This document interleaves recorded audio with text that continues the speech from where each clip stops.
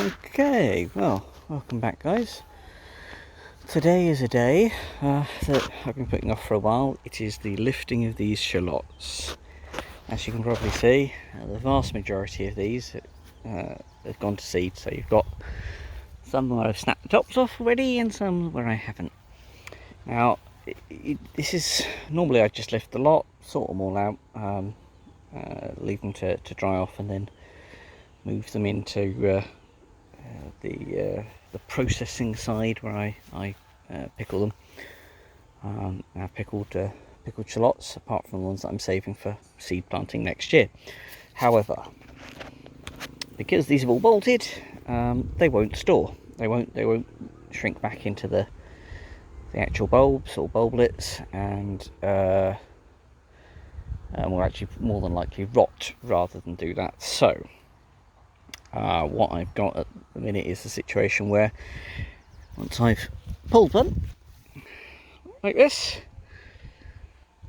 okay, blown, I'm going to be cutting it off here, not giving it time for any of the energy to go back into it, because at the end of the day it's going to go into pickling brine anyway, and then just taking them home, processing like that. So there'll be, the roots will be cut off, it'll be peeled and go straight into pickling.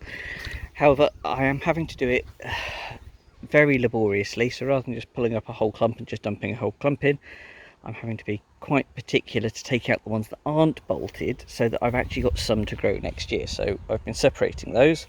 None of those are bolted, so they'll be dried out as normal in the shed, and they will form my sets for replanting next year. Just means it's a little bit more time consuming than it normally would be, which is, you know, it's fine. It's going to be a lot of work in the kitchen to chop, peel, detail, and then pickle those. It's going to be hours and hours and hours of work, because there is a lot of shallots here between these two. I'll probably do it in chunks, so rather than the normal process where I pull them all up, lay them all out, and you can see how wonderful it all looks.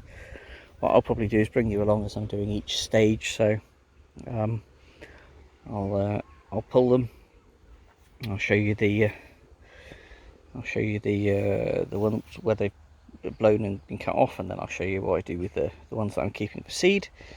And then later on I might take you home and show you sort of me prepping for pickling, and then the end result, i.e. the jars of pickled shallots, which will be gifted out to various family members who love pickled shallots and wait all year for it. So we'll do it that way around, I think. So I'm going to disappear for a bit. Moments for you, probably a good couple of hours for me, as I pull all these up and separate the good from the bad. And I'll see you in a few minutes. Okay, well, that's the initial pick and separate done. It was quite a lot more than I'd anticipated that hadn't bolted, surprisingly.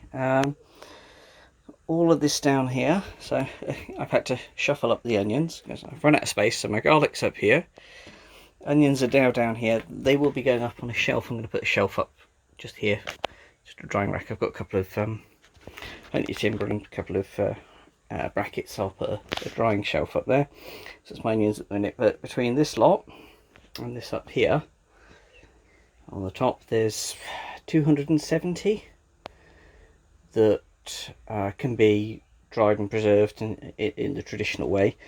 I will probably need about 180 of those to redo the two beds for next year.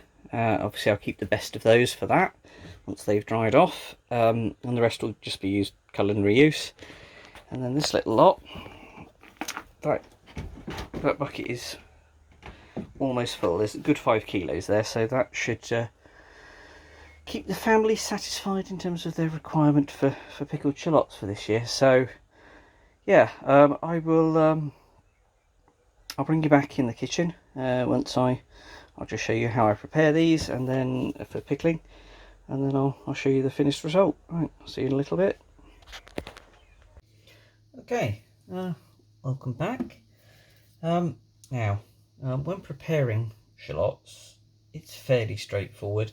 if you're doing them in bulk quantities as I am. However, there are a couple of tricks. First thing to do is cut off the bases, trim the tops, they've got muddy, and then peeling it. Your best bet, once you've trimmed the base,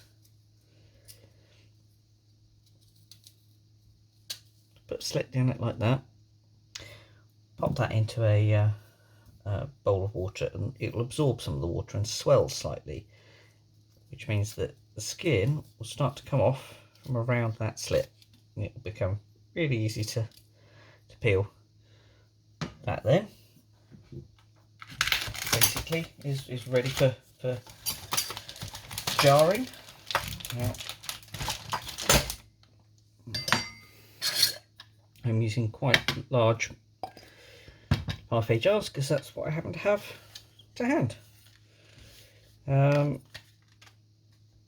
By and large, it doesn't have to be La Parfait, it can be any kind of jar you want. It doesn't even need to make an airtight seal, because essentially the vinegar will act as the preserving agent, which is brilliant, you know. I got these jars because I got them cheap. Right, I'm going to get all these processed, and I'd suggest if you're going to do quantity, wear rubber gloves like I am, of some description, because otherwise you'll be stinking onions for the next month. Right, I will see you shortly once I've got these ready. And there we go, that's the final result. 6 of the large chip shop style jars, 1.5 500 mils. These have all been hot processed, so I heat a mixture of molten white vinegar with relevant spices and put it in hot. My experience is that it allows the flavour to penetrate more deeply into the flesh. Doesn't really affect the crunchiness of it, and to be honest, the people that these are going to don't really care. These will be distributed in about a month's time, and they'll be gone in about a month and a week. Yeah, so yeah, I'll bring you back on the next one, which will probably be the June tour. I will see you in a few days.